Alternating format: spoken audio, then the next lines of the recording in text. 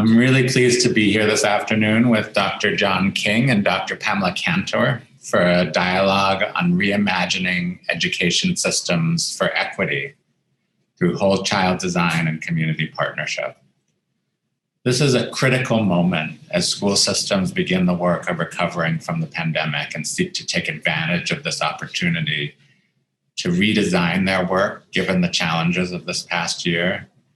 And in this moment, Bank Street is deeply committed to building a future for children and teachers that centers their full humanity. We're joined by two distinguished leaders in the field. First, let me introduce John King. John B. King Jr. is the president and CEO of the Education Trust, a national nonprofit organization that seeks to identify and close educational opportunity and achievement gaps. King served as U.S. Secretary of Education in the Obama administration. And prior to that role, King carried out the duties of Deputy Secretary, overseeing policies and programs related to P-12 education, English learners, special education, and innovation. King joined the department following his post as New York State Education Commissioner, and he began his career as a high school social studies teacher and middle school principal. Dr. Pamela Cantor practiced childhood and adolescent psychiatry for nearly 2 decades, specializing in trauma. In 2002, she founded Turnaround for Children after co-authoring a study on the impact of the 9/11 attacks on New York City school children. She recognized that the research from the fields of developmental and learning science, adversity science, and mental health on stress and the developing brain she had studied in medical school needed to be shared and translated for the systems that develop and educate our children. Dr. Cantor is a governing partner of the Science of Learning and Development Alliance, or the SOLD Alliance, which is a collaborative effort focused on elevating the science of learning and development as a key driver of advancing equity and transforming the systems that support our children's health, mental health, and learning. Well, John and Pam, thank you so much for joining us for this important conversation today. And we wanted to begin with a story. Love for each of you to tell us a little bit about a moment in your own life, particularly as a young person, where there was sort of a powerful turning point. Was it related to a person? What comes to mind? John, do you want to kick us off? Sure. Well, first, thanks for the opportunity to be a part of this event, Shael. For me, my early childhood growing up in Brooklyn was the moment where both relationships and schools played an incredibly important role in my life. Both my parents were New York City public school teachers. I grew up in Brooklyn, went to PS 276 in Canarsie. And in 4th grade, my mom passed away, October of 4th grade. And after that, it was just my dad and me, and my dad was struggling with undiagnosed Alzheimer's. So home was this place that was incredibly difficult, scary, unstable, inconsistent. And the thing that saved me was school. School was a place of consistency and joy in learning and powerful relationships, including this amazing teacher in 4th, 5th, 6th grade who looped with us, which was very unusual at the time, Mr. Osterweil. I'm still in touch with him. His classroom was incredible. We read the New York Times every day. We did productions of Alice in Wonderland and Midsummer Night's Dream. And that relationship and that environment of socio-emotional support and academic engagement really shaped the whole trajectory of my life. I mean, I became an educator to try to do for other kids what Mr. Osterweil had done for me. Do you want to share something as well? Sure. And my thanks to you too, Shael. It's often said that every child needs at least one person who is not necessarily their family, that they trust, that they know believes in them, that has their back. And this was surely my story. I knew very severe trauma as a child, and my family couldn't face that this was happening. And I had that one person who happened to be a therapist. And I'll never forget the day that he said to me, I was a pearl in an oyster. And I looked at him stunned that he didn't see me as this ugly, dirty thing that I thought I was at the time. And not only did he say it, but he made me believe it. And that was the thing that made me know that I had to become a doctor. And I'll never forget the day I walked into his office and told him that I'm going to be a doctor. And he said, of course you are. And I said, does he not know that I haven't taken a single math or science course? But it was his belief that not only made me know this is what I needed to do, but it gave me the fuel to do it. So relationships have the power to totally change the trajectory of a life, no matter where that life begins. That was my story. At Bank Street, we believe deeply that building powerful relationships between teachers and students, and between students and their peers, is central to the educational project. Not only important to help develop their sort of identity and social emotional capacities, but also at the heart of learning.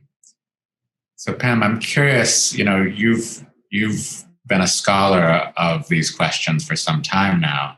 What does the science say about why this is important? Why does it work? So before COVID and the events of this last year, if I had had the opportunity to talk to you about human development, the development of the brain and learning science, I would have begun with this, that there are 20,000 genes in the human genome, yet in our lifetime, fewer than 10% of these will ever be expressed. I remember the day I heard this in my med school class. What determines then what's in that 10%? It's the environments, experiences, and relationships in our lives. This is the field known as epigenetics. Epi means above. What is above the genes? This is what defines human life and human potential, because genes are chemical followers. They're little packages of protein with receptors on their surface that are triggered into expression by context, environments, experiences, and relationships. It's context that determines who we become, how we learn, and even the expression of our genes. The risks and the opportunities in development and learning sit inside this one profoundly important point, that there is no separation between nature and nurture, biology and environment, brain and behavior, only a collaboration between them. So development and learning science tell a very optimistic picture about what all young people are capable of, because their brains and their bodies are malleable to experience, because the human brain is a dynamic living structure made up of tissue that is the most susceptible to change from experience of any tissue in the human body. And the brain is malleable over time. Most of its growth happens after we're born, so there are multiple opportunities to catch up along the way. There are only 3 things to know about brain development: the astounding malleability of the human brain, experience-dependent growth, and the role of context. And if we optimize the design of context, we optimize development and learning. And if we do that, we optimize the possibility for positive life outcomes for many more kids. And we've done that for some kids, mostly middle class, affluent kids, but we haven't done that for all kids. And we especially have not done that for students of color and students in low-income communities. This is the opportunity that we have right now and the inflection point that we're in. What happens from here depends on what we engage in. Relationships are actually biologically mediated by a hormone, oxytocin. This is the hormone that produces feelings of love, trust, safety, and that's not all. Oxytocin hits the same structures in the brain as cortisol, our primary stress hormone. But oxytocin is the more powerful because it literally can protect children from the damaging effects of stress and cortisol.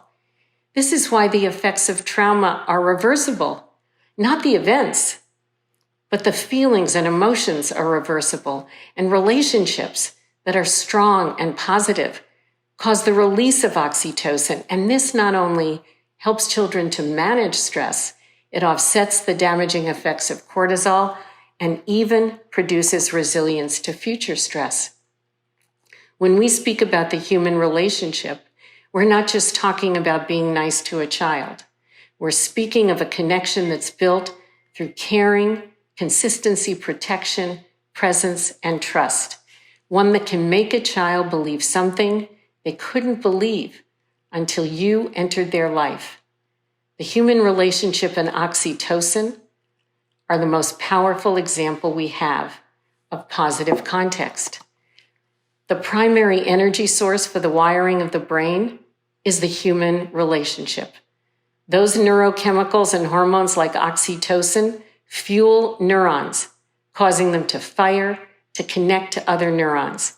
And as the brain becomes increasingly wired, we become able to do increasingly complex things, whether it is reading, resilience, or riding a bike. Thank you. John, can you talk, Ed Trust does a lot of work with school systems and schools around the country. And in your experience, what does the science mean for how we train and support teachers and how schools are organized?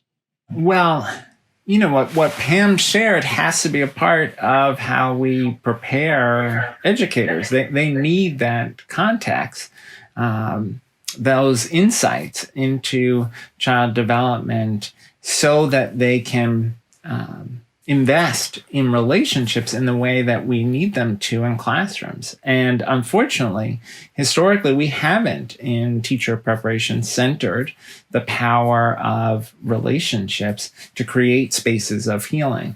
And I know this is something you're thinking a lot about at Bank Street. And Bank Street maybe has a longer tradition than other institutions of focusing on that idea. But we know that schools can be organized in ways that either advance or impede relationship development. So if in an early childhood classroom, we create opportunities for students to engage in learning through play, that's an opportunity to build relationship, both with the teacher and with peers. If we, in the design of our curriculum, create projects where teachers are giving students feedback and helping them to plan on their own and helping them to act on that feedback, projects that maybe require them to collaborate with peers, that can be relationship enhancing. To the contrary, you can also have schools that are organized in a way where students are sort of working in isolation without connection to teachers or peers. And so those are choices. We've got to prepare teachers in this way.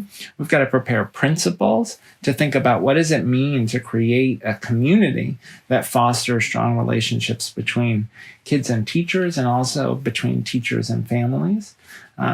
If we're serious about the work that Pam described, we also have to be thinking about issues of racial diversity and linguistic diversity. How do we ensure that we tackle the problem that majority of kids in our nation's public schools are kids of color, but only 18% of our teachers are teachers of color? It's important for kids to see themselves reflected in the faculty. And there's opportunities for particularly powerful mentoring relationships. We have research evidence that shows that for a Black elementary school student, having a Black teacher increases their likelihood of graduating from high school and going on to college. There are also the issues of linguistic diversity. Think about a student who may be in a school where no one speaks the language that he or she speaks at home, and how challenging that would be. How challenging that would be for the ability of teachers to communicate with parents. So we have to recruit more bilingual teachers if we want to tackle these issues effectively. So I think there's a lot of implications for education policy and practice from what Pam described. The other thing I'd say, maybe to continue my own personal story a little bit, even though I had these amazing teachers who created these supportive environments for me in elementary school, my dad passed when I was 12. I moved around from different family members, different schools. And like many young people who experienced trauma, I was angry and I got in a lot of trouble. I actually got kicked out of high school. I always tell people I'm the first U.S. Secretary of Education to have been kicked out of high school. And it would have been very easy for folks to give up on me, to say, here's a African-American, Latino male, family in crisis, and given up on me. But instead, again, it was teachers and a school counselor who invested in me, who were willing to see me as more than the sum of my mistakes. And that culture of second chances, that also has to be a part of how we think about the implications of the science that Pam described. That when kids make mistakes, we have to see opportunities for learning and growth and not give up on them. And too often as a society, we give up on young people who are in trouble, who are in crisis, rather than investing in those powerful relationships that can help them get back headed in a positive direction. Thank you for bringing up the issue of race in our schools. I think it's worth spending a little more time digging into that issue because it's still a central problem. And I'm curious what you think about how we shift school environments to center equity and support a real sense of belonging and achievement for all our children. Sure. Last summer, after the murders of George Floyd and Breonna Taylor and Ahmaud Arbery, a lot of school districts, along with higher ed institutions and corporations, put out these statements saying that they believe Black Lives Matter and that they were in solidarity with calls for progress on racial justice. I fear that in many places, those statements did not translate into action, but I'm hopeful that they still could. One of the actions is that work I was describing on teacher diversity, principal diversity, central office diversity. Recruiting and retaining teachers of color. Another part of that work is looking at the curriculum and asking, do students have opportunities to see themselves reflected? I still remember the first time I read a book by a Black Puerto Rican author and thought, oh, there's me. There's someone like me telling their story, right? So we have to make sure that our choice of authors is diverse, that the stories that students encounter are diverse, that in history class, we take on the hard parts of our history, whether that's the institution of slavery or Japanese American internment, but that we also expose students to examples in our history of Black excellence, Latino excellence, Asian American excellence, Native American excellence. Right, so we have to be very intentional about curriculum. We have to be intentional about school climate. We have huge discipline disparities based on race that start as early as pre-K.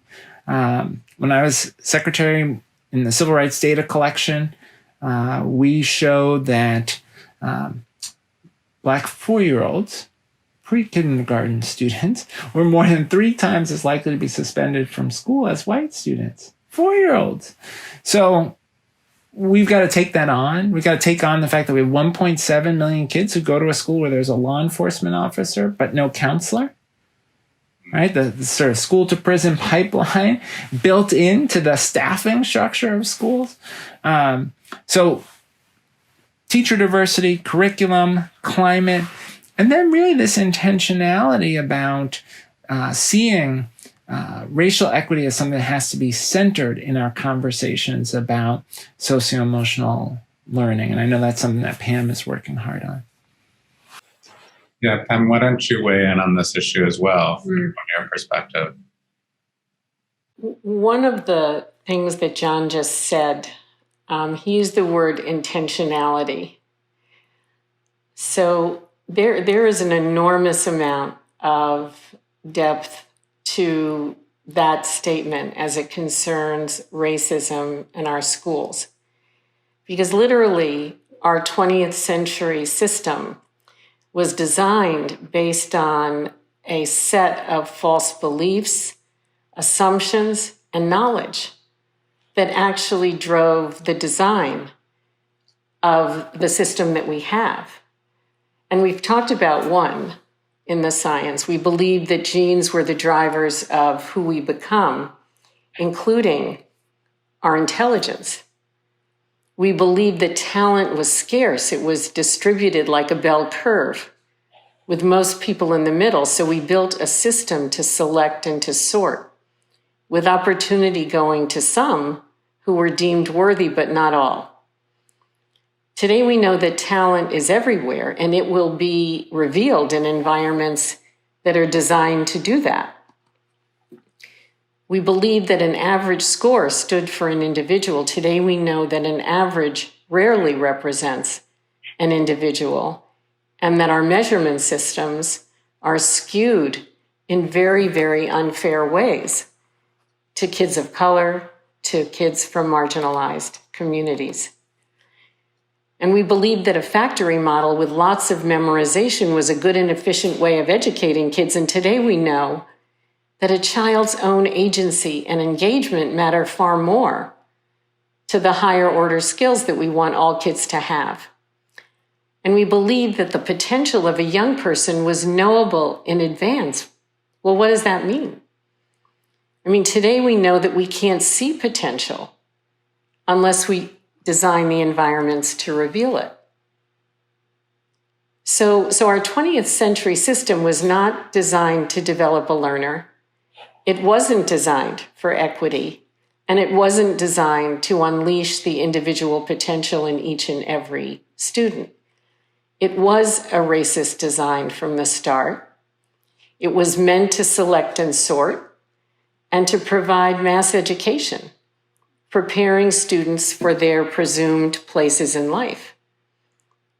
And these beliefs influence learning and development, not just inside schools, but outside of schools, such that access to high-quality exploration and enrichment opportunities were also much more a reflection of zip code than need or interest.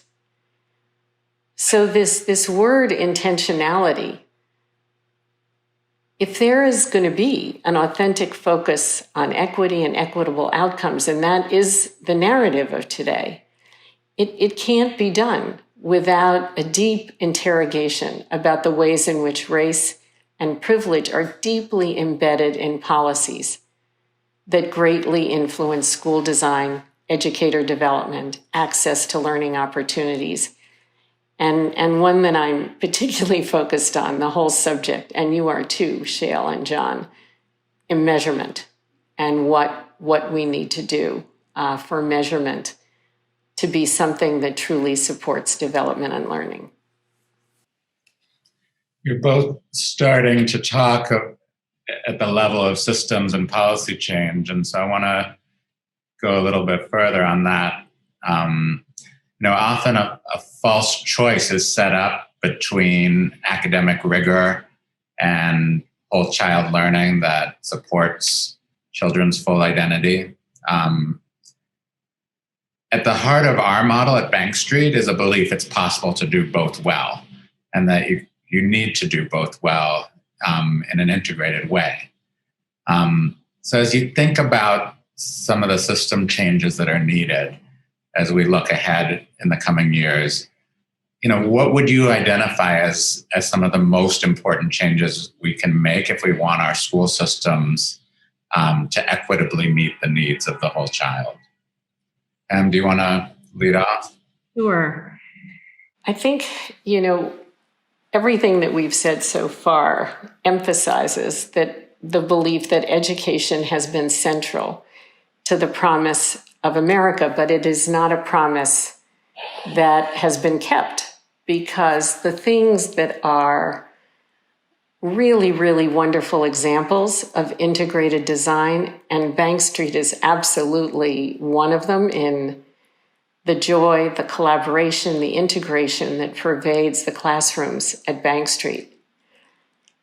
But Bank Street is an example that needs to be scaled, and it is only through policy and systems work that can happen. But the message in the science is clear.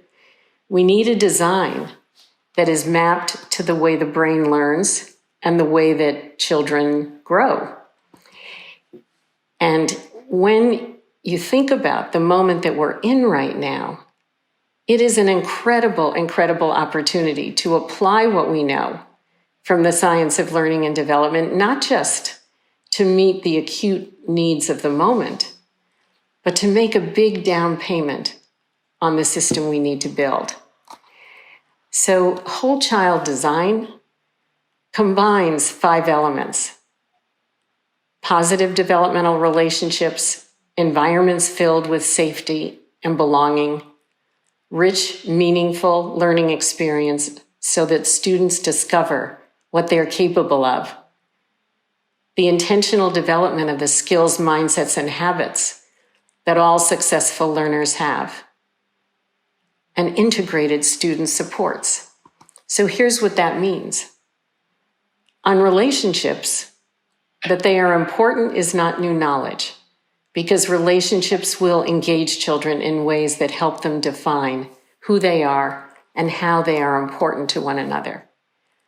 On safety and belonging, in virtually every study of positive youth development, there's always one finding right at the top, that children will struggle to engage and learn when they don't feel physically, emotionally, and identity safe, because the environments reflect their cultures, their backgrounds, as John was saying before, and when they don't feel like their culture is even represented in the learning community. The science of learning and development tells us that learning is integrated. There's not a math part of the brain that's separate from a creative part of the brain, and that we do have to focus on building skills like self-regulation, executive function, resilience, and self-direction. Because when these skills are integrated with content, they work together to produce higher order 21st century skills like problem solving, collaboration, metacognitive and analytic skills, as well as mastery level academic competencies. And on supports, learning environments need to be set up with more protective factors in place, including health, mental health, as well as opportunities to extend learning beyond the school day and build on students' interests and passions. But here's the secret sauce. The development of a whole child emerges when we combine these elements into experiences that connect to one another. And if you want to picture this, picture a shape like a web of experiences, because this is how our brains actually develop. Lots of connections that happen between structures of the brain. And it's these connections that produce increasingly complex skills. All these dimensions will be present in a whole child in the context of a classroom. If educators teach only to the discrete math skills, some children will learn it, but if they teach to the whole child, they can support all students to understand it, become curious to learn more, be able to apply it to other problems, and students build analytic skills and discover parts of themselves they didn't know they had, like, maybe I'm a math person after all. This is the developmental approach that Bank Street exemplifies. Thank you, Pam. John, what would you add on this question of systems change if our goal is to equitably meet the needs of the whole child? Yeah, I mean, one of the challenges is the list is so long, right, of the policy changes we would need to get there.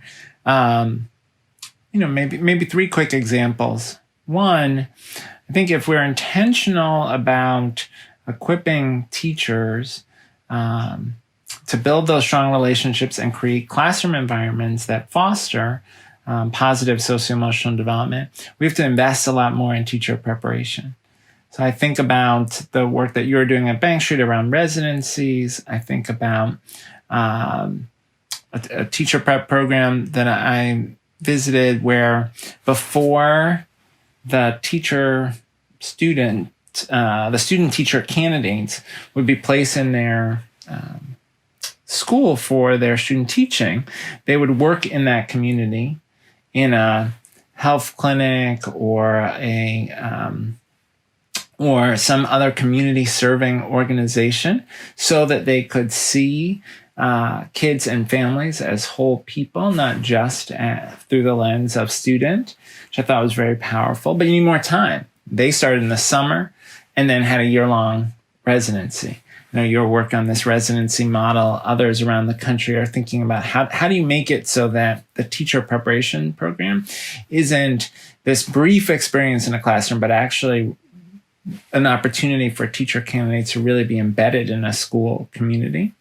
So that's one area. We'd have to invest more, it costs more, but I think it's a worthwhile investment. Teachers who have that kind of residency experience are more likely to stay in the classroom long term. A second area is how we organize schools. I know this is something you thought a lot about, Shael, as Deputy Chancellor, and I know, Pam, this is something you've worked on a lot at Turnaround.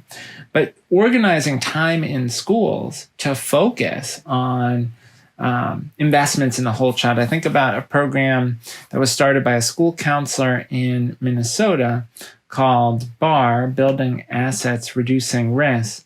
In the BAR model, what Angie Jerebick, the founder, did was she went to her principal and she said, kids in our school are struggling, particularly our low-income students, our immigrant students, their grades are not as good, their attendance is not as good. I want to tackle that.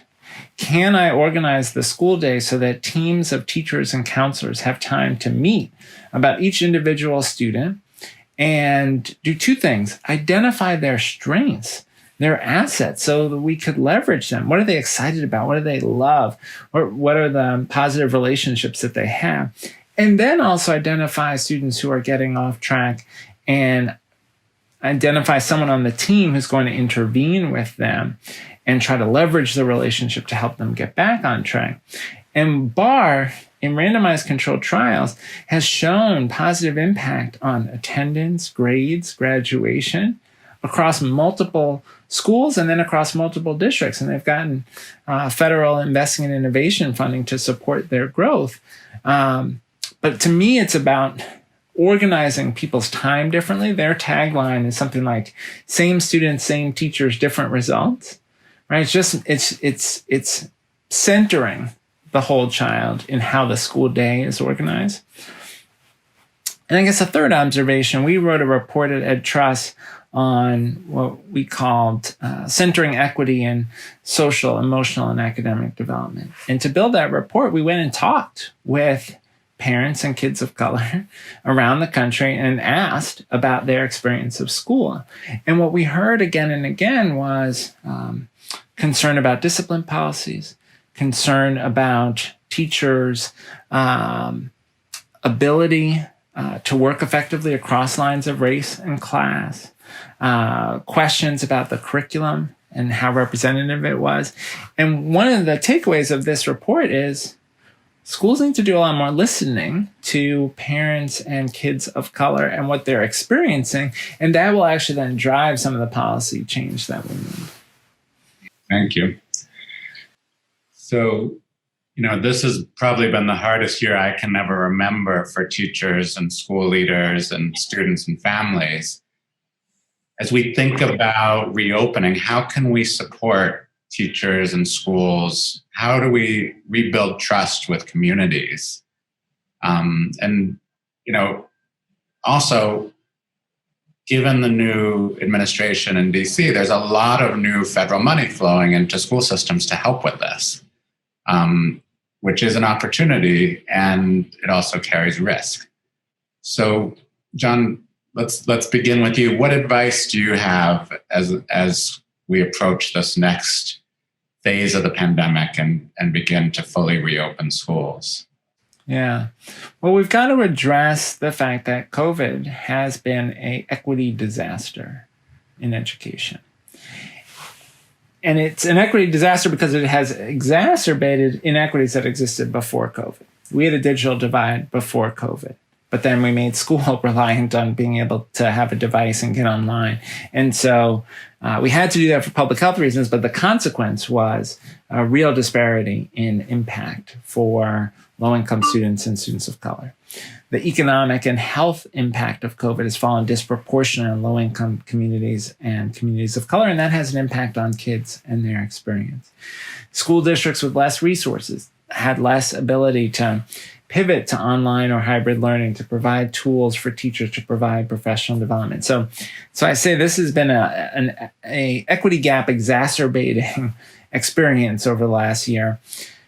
So we've got to tackle that. We've got to tackle it from an academic standpoint. We've also got to tackle it from a socio-emotional standpoint. Kids have been isolated from the relationships with peers and teachers that are so critical. We know, for example, child abuse reports are down, not because child abuse is down, but because kids haven't been in school where teachers can identify that something is wrong and take action.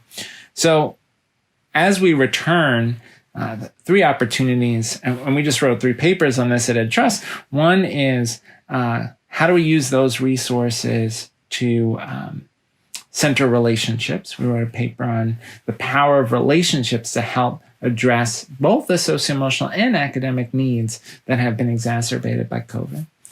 2, how do we use the evidence base on high dosage tutoring in smart ways? Because again, with the tutor, it's both the academic piece, but it's also the relationships. And what you want is a well-trained tutor with strong curricular materials who's working with students consistently over time, and ideally 1 or 2 students where there's intensive work to address their academic needs, but also the opportunity to build a sort of mentoring relationship. And third, how might we use the resources to expand learning time? We know kids have missed a lot of instructional time.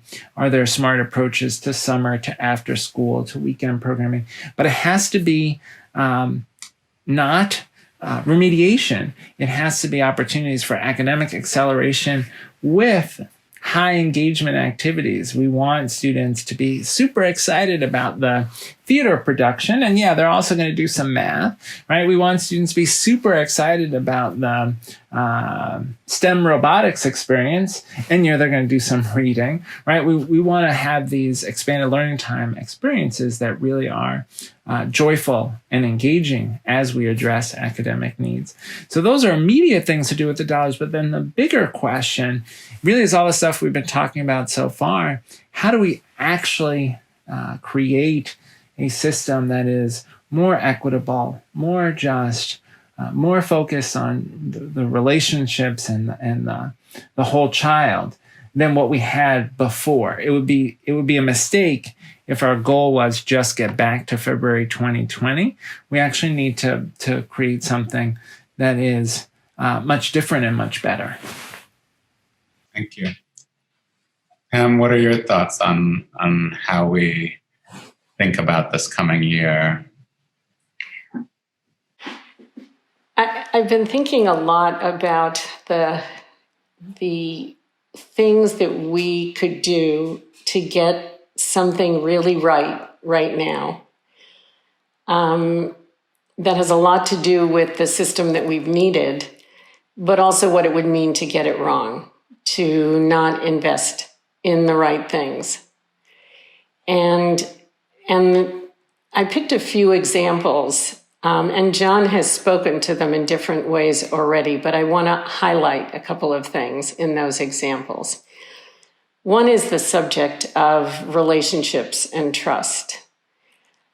Schools are often places that have not been welcoming to community stakeholders, have not been welcoming to parents. What would we have done without parents today?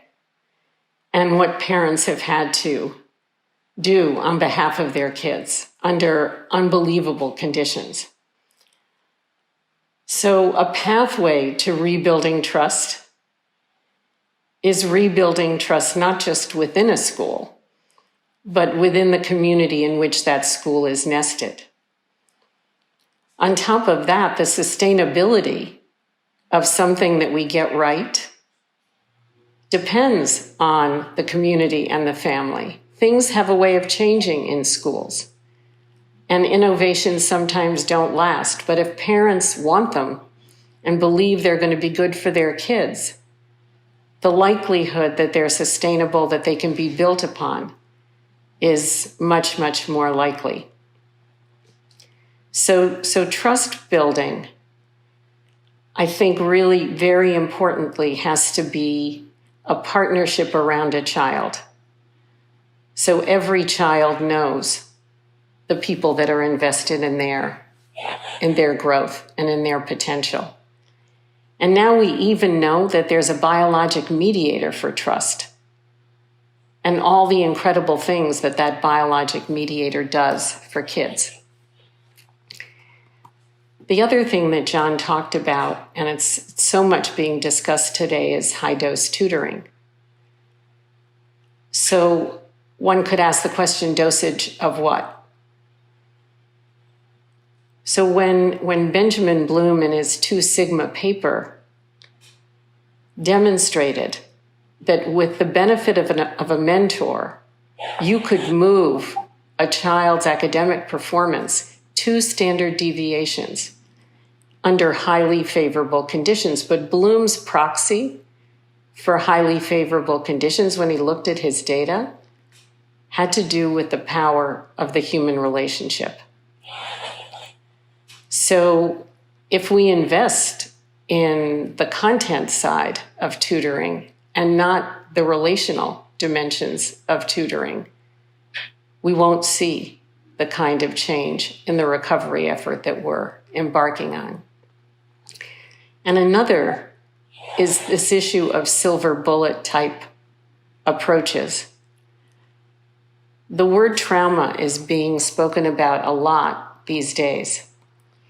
And trauma-informed care, trauma-informed practice is very much talked about as an intervention, but the word trauma is a stigma to any child who has it.